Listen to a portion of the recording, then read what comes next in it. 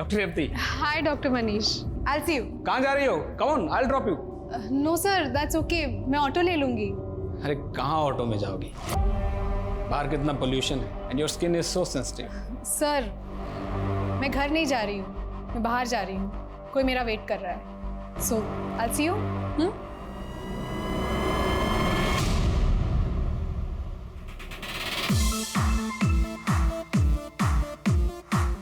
हे भगवान, ये लड़की भी ना कभी नहीं मेरी बात सुनती। जसप्रीत,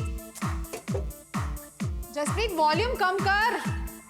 उफ, ये लड़की भी ना। ओह मैडम, टी ब्रेक। म्यूजिक क्यों बंद किया? जस्ट चल मेरे साथ थोड़ा डांस कर।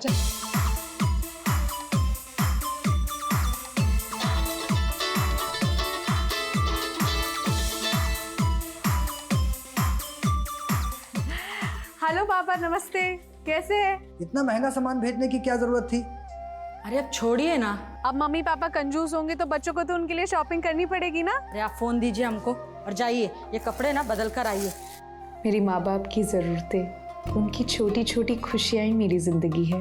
मेरा करियर मुझे अपने परिवार से दूर ज़रूर ले आया था, लेकिन उनकी अच्छाई हमेशा मेरे अंदर ही रही।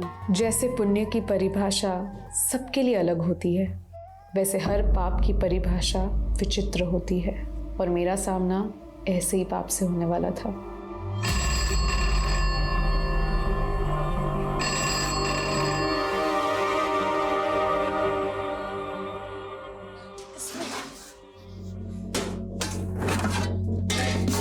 अरे इसमें भी नहीं है, चूहा खा गया। दिया ना तो हमारा आदमी हमको जान से मार देगा। पैसा नहीं तो मैं थोड़ा चावल दे दो, चीनी दे दो, हमारे बच्चे भूखे हैं कल से। हम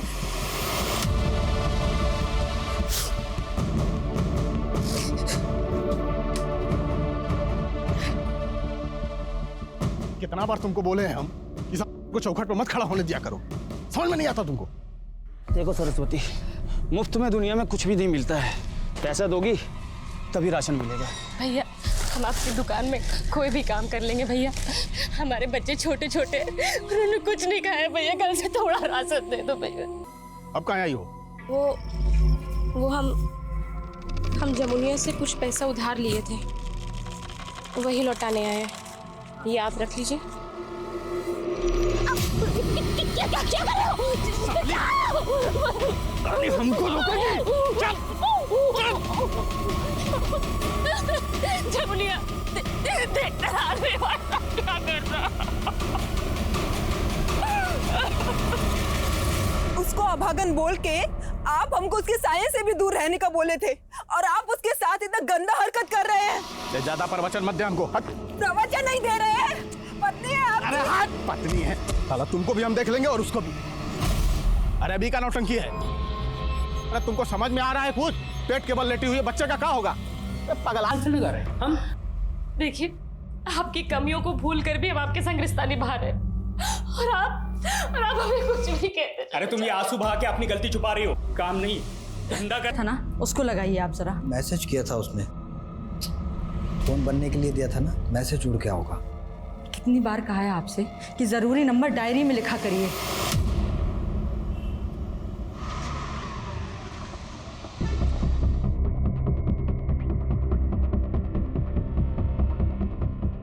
डॉक्टर रेवती 12 की शाम तक तो यही थी हॉस्पिटल में ड्यूटी पे। 13 को उन्होंने ऑफ लिया हुआ था, कल वो आने वाली थी, लेकिन ना वो कल आई और ना ही आज।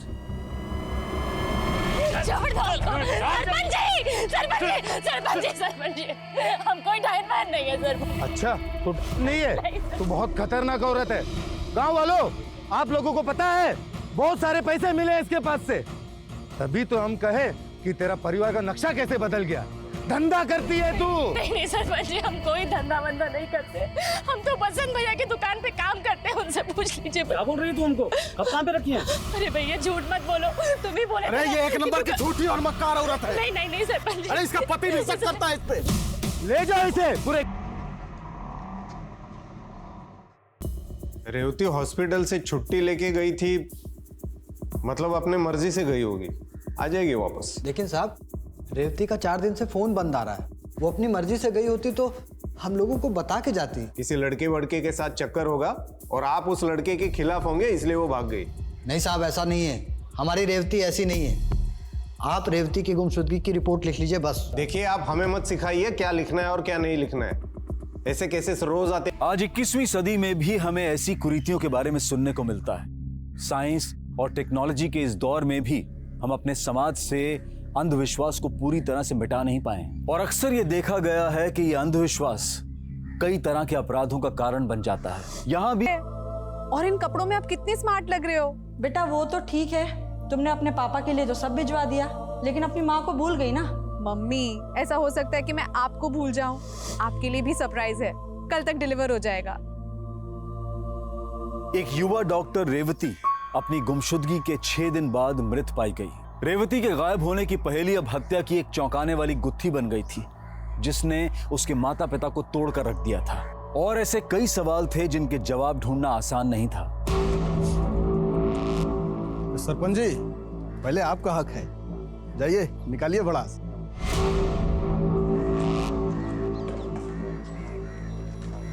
नहीं सरपंच जी हमको छोड़ दीजिए। सरपंच जी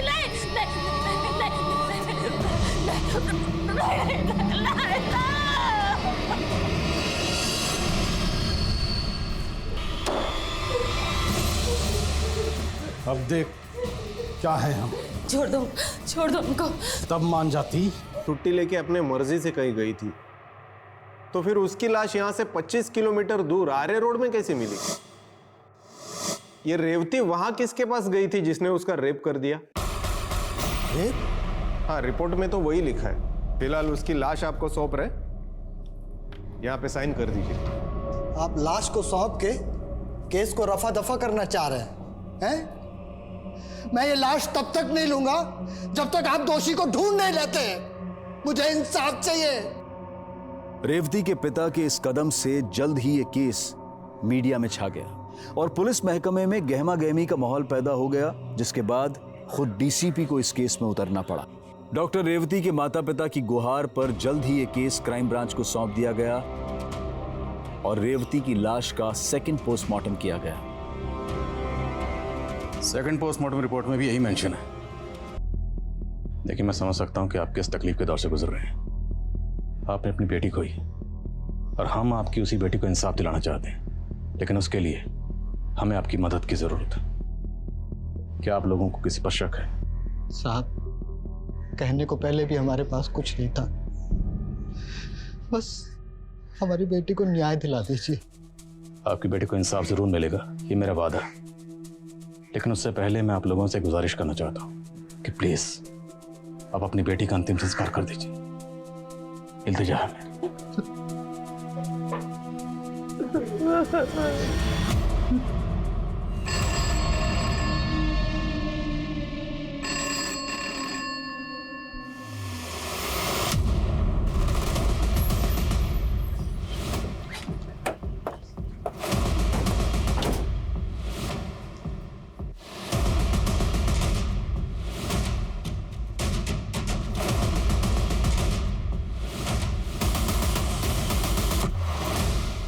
तक जो कुछ भी हुआ उससे हम सब भी हैरान हैं। Doctor Revathi was a very bright doctor, बहुत अच्छा फ्यूचर था उसका। It's very difficult to imagine कि उसके साथ इतना कुछ हो गया। यानी प्रोफेशनल राइवलरी, कोई डिस्प्यूट, कोई झगड़ा? नेवर। वो तो हमेशा अपने काम से काम रखती थी।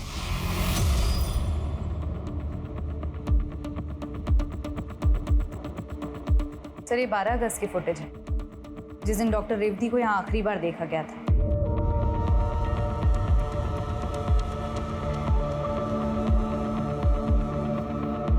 उस दिन डॉक्टर रेवती यहाँ से निकलने के बाद इस डायरेक्शन में गई। लेकिन सर, उनका घर तो इस डायरेक्शन में। वही तो जानना है कि डॉक्टर रेवती उस दिन यहाँ से फिर कहाँ गई। एक काम करो, हॉस्पिटल के बाहर का 12 अगस्त का सीसीटीवी फुटेज निकलो और रेवती के घर पे भी चेक करो। लेट्स सी क्या मिलता है। सर, उस दिन डॉक्टर रेवती को एक नर्स के साथ अपने केबिन से बात करते हुए बाहर देखा गया था। आखिरी बार डॉक्टर रेवती को उसी नर्स के साथ देखा गया। उस नर्स को बुलवाओ। नॉर्मल वर्क रूटीन के बारे में ही बात हुई थी, जैसे अगले दिन किस किस पेशेंट्स की रिपोर्ट्स आने वाली है, किसका अपॉइंटमेंट है। अगले दिन तो वो छुट्टी लेने वाली थी ना, फिर अगले दिन की अपॉइंटमेंट्स कैसे डिस्कस कर रही थी तुमसे? वो एक्चुअली 14 अगस्त के अपॉइंटमेंट के बारे में बात हुई थी। अच्छा ये बताओ कि डॉक्टर रेवती ने 13 को ऑफ क्यों लिया था और 12 को कहाँ गई थी? इसके बारे में मैं नहीं जानती। अगर तुम इस केस से रिलेटेड कुछ जानती हो और छुपा रही हो तो ये अच्छा नहीं है तुम्हारे लिए। मुझे उस दिन के रिलेटेड जो भी पता था मैंने आपको बता दिया। क्या उस दिन के अलावा कोई ऐसी बात है जो आपको बतानी चाहिए थी और आपने नहीं बताई? डॉक्टर रेवती का डॉक्टर मनीष के साथ कुछ इश्यू चल रहा था। तुम्हें तुम्हारी औकात दिखाने में, तुम्हें नीचा लाने में कोई बात नहीं। पता नहीं क्या समझती अपने आप, सीनियर जूनियर का कोई फर्क ही नहीं है। तो आपको लगता है कि डॉक्टर मनीष ने डॉक्टर रेवती के साथ? नहीं सर, मेरे कहने का ये मतलब नहीं था। पर हाँ, डॉक्टर मनीष की नीयत डॉक्टर रेवती को लेकर कुछ ठीक नहीं थी। डॉक्टर मनीष कहाँ है अभी? जब रेवती के पेरेंट्स आए थे उसके बाद ही वो लीव पर चले गए।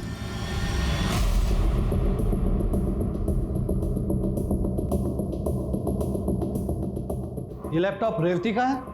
हाँ सर। जसप्रीत, रेवती के साथ हॉस्पिटल में काम करने वाले लोगों ने हमें बताया कि उसका किसी के साथ कोई इशू था।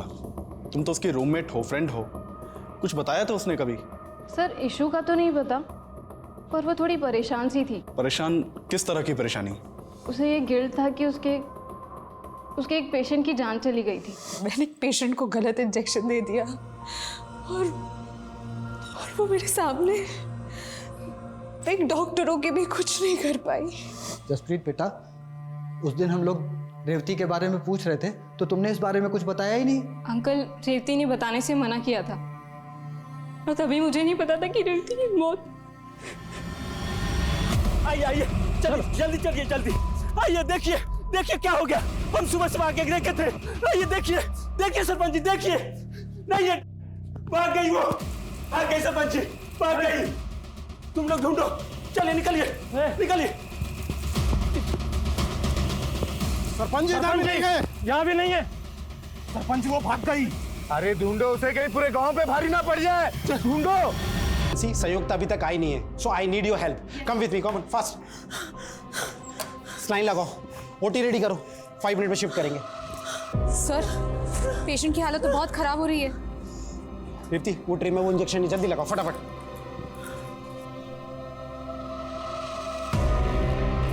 संयुक्ता कहाँ थी तुम यार?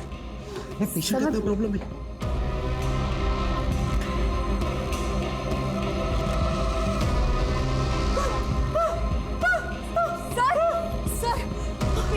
ऑक्सीजन दो रेवती, जल्दी।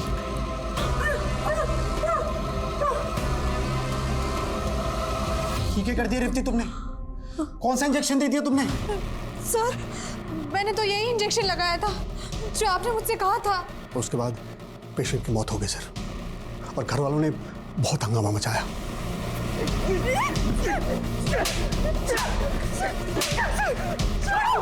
अरे क्या कर रहे हो मुझे? अरे तूने मेरी माँ की जान ली है, छोड़ूंगा नहीं तुझे, छोड़ मुझे। हमने बड़ी मुश्किल से पेशेंट की फैमिली को शांत किया और एक इंटरनल इंक्वायरी की। And I check myself sir, तो पता चला कि पेशेंट को जो इंजेक्शन दी गई थी उस बॉटल की लेबल ओरिजिनल थी, लेकिन इंजेक्शन में दवाई अलग थी सर, और उस दवाई की वजह से पेशेंट की मौत हो गई। तो कैन यू एक्सप्लेन मी कि राइट लेवल की बॉटल में दूसरी दवाई कैसे आ गई? मुझे कुछ नहीं मालूम सर, शायद दवाई बदल दी गई हो।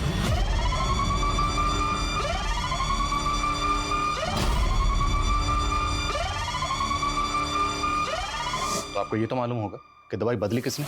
I just don't know sir, लेकिन हम लोग इंटरनल इंक्वायरी कर रहे हैं। जिस दिन ये सब हुआ उस दिन की सीसीटीवी फुटेज कहाँ है? मैनेजमेंट के प्रेशर की वजह से वो सारी फुटेज डिलीट कर दी गई थी। डॉक्टर नकुल और डॉक्टर संयुक्ता कहाँ हैं? सर, हमने उन दोनों को कंपल्सरी लीव पर भेज दिया है। आपके पास उन दोनों की डिटेल्स होगी? जी सर। पायल, हमें पता चला तुम वहाँ मौजूद थी जहाँ वो पेशेंट गलत मेडिकेशन की वजह से मारी गई थी। हमने तुमसे कहा था कि कुछ भी मत छुपाना, तुमने हमसे इतनी बड़ी बात छुपाई। मैम, हमें इंस्ट्रक्शंस थे कि इस केस के बारे में कहीं कोई बात लीक नहीं होनी चाहिए। मैम, मुझे नहीं मालूम कि वो मेडिसिन किसने चेंज की थी, लेकिन मैंने खुद देखा था कि डॉक्टर रेवती ने डॉक्टर नकुल के कहने पर ही वो इंजेक्शन पेशेंट को दिया था।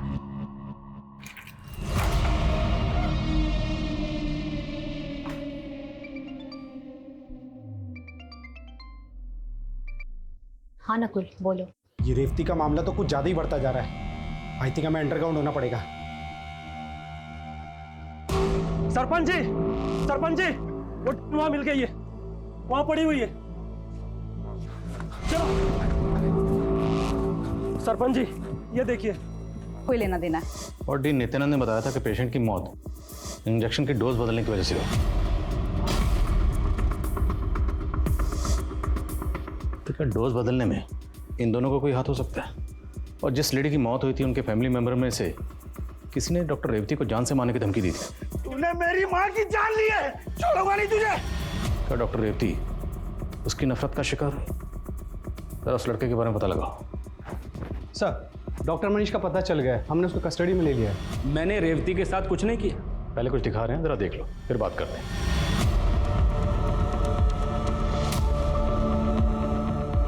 ये कौन है?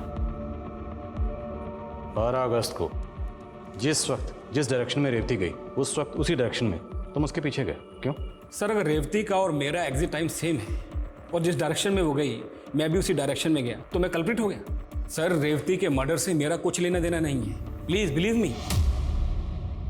सर, रेवती के कॉल रिकॉर्ड में एक आनंद नाम के लड़के का नंबर मिला है जो इंदौर के एड्रेस पर रजिस्टर्ड है। सर, 12 अगस्त को आनंद का फोन भी शिवाजी नगर में एक्टिव था, जहां रेवती का फोन बंद हुआ था।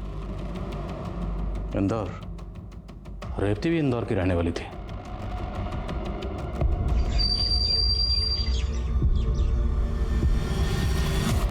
ये रेवती के साथ पढ़ता था। क्या आनंद का रेवती के साथ अफेयर था? नहीं सर, रेवती और आनंद तो अच्छे दोस्त थे। हमें कभी ऐसा नहीं लगा कि इन दोनों का अफेयर था।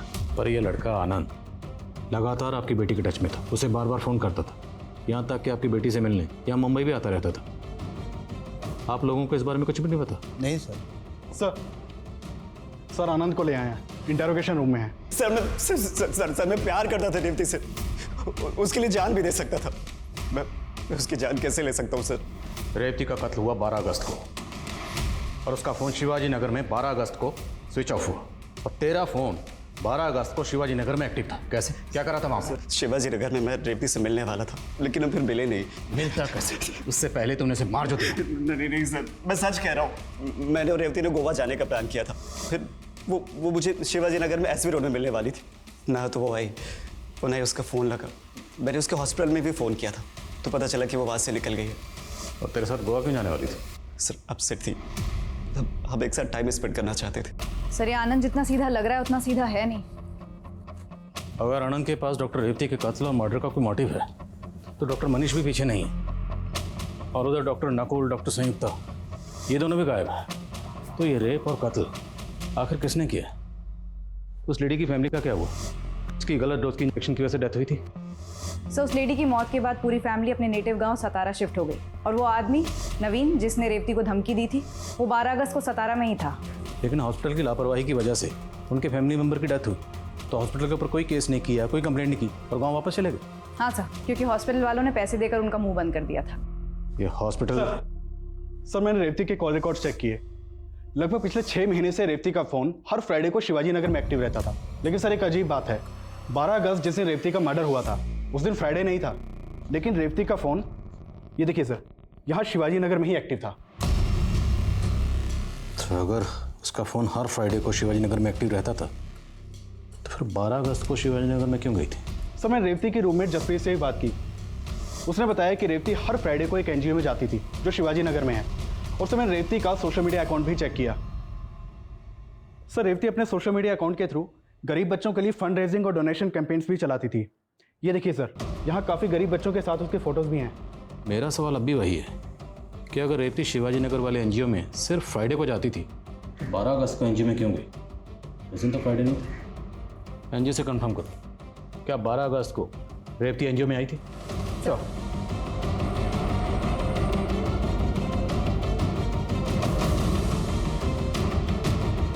ये बात सच है मैडम कि रेवती यहाँ बच्चों के साथ वक्त बिताने आती थी, लेकिन 12 अगस्त को संडे था, वो उस दिन यहाँ नहीं आई थी।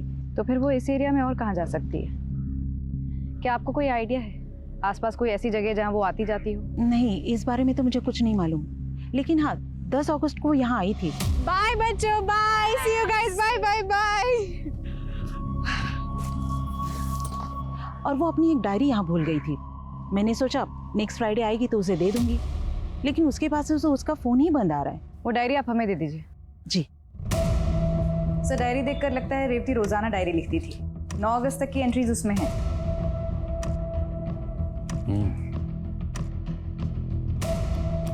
जिंदगी तो इतनी बड़ी सजा भी है। मैंने सोचा ना था, काश मैं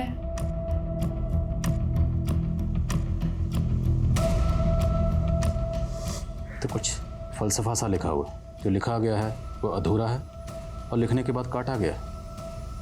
आखिर इन अल्फाजों का राज क्या है? क्या इस डायरी का रेवती के कत्ल और मर्डर से कोई ताल्लुक हो सकता है? अगर रेवती रोजाना डायरी लिखती थी तो शायद इसमें उस दिन का भी जिक्र होगा जिस दिन गलत डोज की वजह से उस लेडी की मौत हुई थी। डेट क्या थी? 14 जुलाई।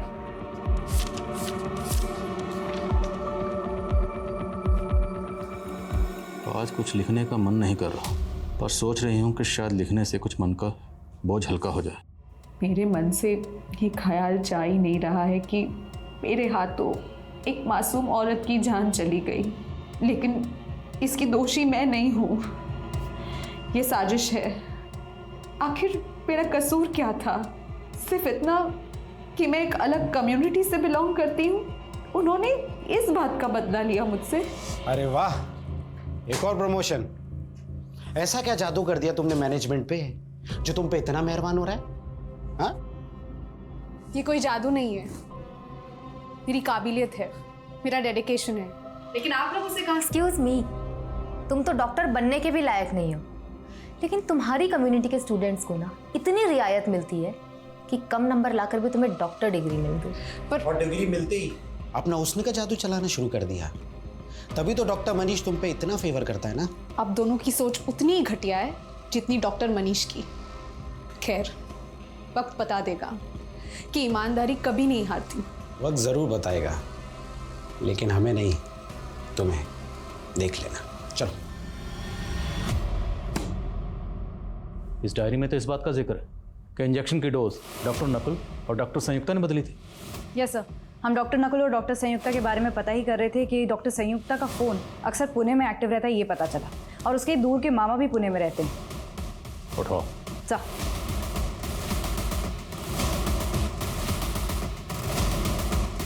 डॉक्टर संयुक्ता, तुमने और डॉक्टर नकुल ने मिलकर किस बात का बदला लिया डॉक्टर रेवती से? ऐसी भी क्या नफरत थी तुम दोनों को उससे? नफरत तो थी सर, लेकिन हमने उसको नहीं मारा सर। उसने कम नंबर लाकर कोटा से एडमिशन ले लिया और फिर वो हमसे आगे निकल रही थी। बस इसी नफरत में नकुल उसको फंसाना चाहता था। मैं इसमें बिल्कुल इन्वॉल्व नहीं हूँ सर। तो वह दवाई नकुल ने बदली थी?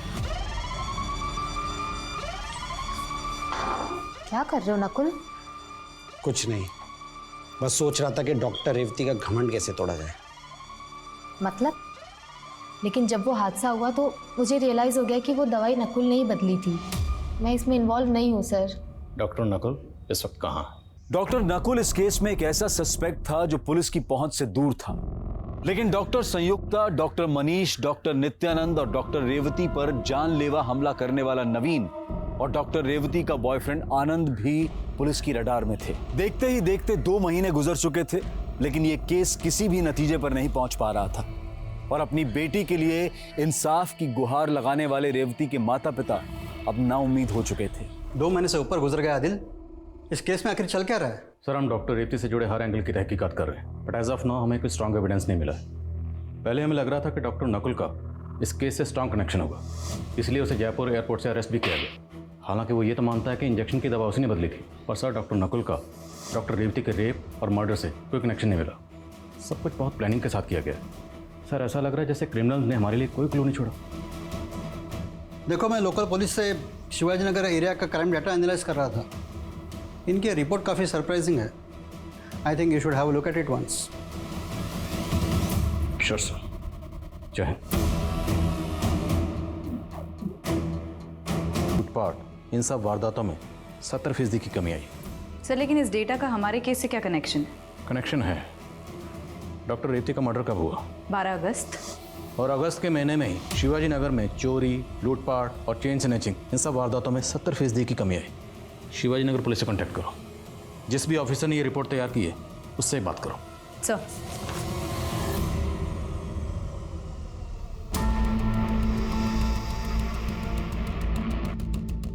जैसी रिपोर्ट आती है मुझे अपडेट करो। सर, मेरी शिवाजी नगर पुलिस से बात हुई। उनका एक ऑब्जर्वेशन है, शिवाजी नगर में एक सिग्नल के पास कई भिखारी बैठते थे जो अगस्त महीने की शुरुआत से ही गायब है। लोकल पुलिस को लगता है कि इन क्राइम्स में उन लोगों का हाथ हो सकता है। और अगस्त में ही डॉक्टर रेवती का कत्ल और रेप हुआ, तो मुमकिन है ये सारे इसलिए अंडरग्राउंड हुए होंगे कि कहीं पुलिस इन्हें डॉक्टर रेवती के केस में अंदर न कर दे। या ये भी मुमकिन है कि इन्हीं में से किसी ने डॉक्टर रेवती का कत्ल और मर्डर किया। तुमने डॉक्टर रेवती के सोशल मीडिया अकाउंट से उसकी कुछ पिक्चर कैप्चर की थी। जी सर। उन सारे बच्चों को आइडेंटिफाई करो और सबसे बात करो। सर, रेवती के साथ एनजीओ के जिन बच्चों की फोटोज हैं उन सभी से पूछताछ की, लेकिन कोई इन्फॉर्मेशन नहीं मिली। एक फोटो ऐसी है जिसमें रेवती के साथ जो लड़की है जो एनजीओ की नहीं है। अगर ये बच्ची एनजीओ की नहीं है तो कौन है? देखने में किसी गरीब घर की लगती है। शिवाजी नगर सिग्नल के आसपास लोगों से पूछो और पता लगाओ ये बच्ची कौन है। सर,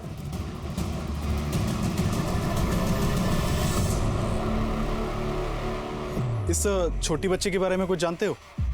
साहब, इस बच्ची को तो मैंने कई बार देखा है। वो पास के सिग्नल पे, वहाँ पे जो गाड़ियाँ रुकती थी ना, उनको अपने छोटे मोटे सामान बेचा करती थी।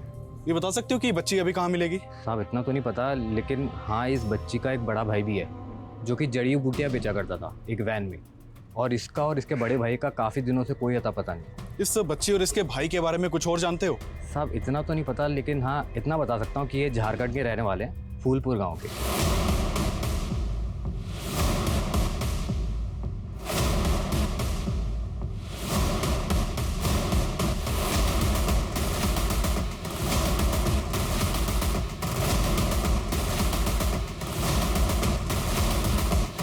जानते हैं इसको? मैम, ये तो हमारे गांव की रानी जैसी दिखती है। हमारे गांव में रहती थी। घर कहाँ है इसका? मैम, 7 साल पहले जब इसकी माँ की हत्या हुई थी, उसके बाद से ये, इसका भाई और उसका बाप विनायक सब गायब हैं। पिछले महीने तो चंपक के घर गई थी, तब उसका बच्चा मरा, और अब जोगिंदर की बीवी भी जो पेट से थी।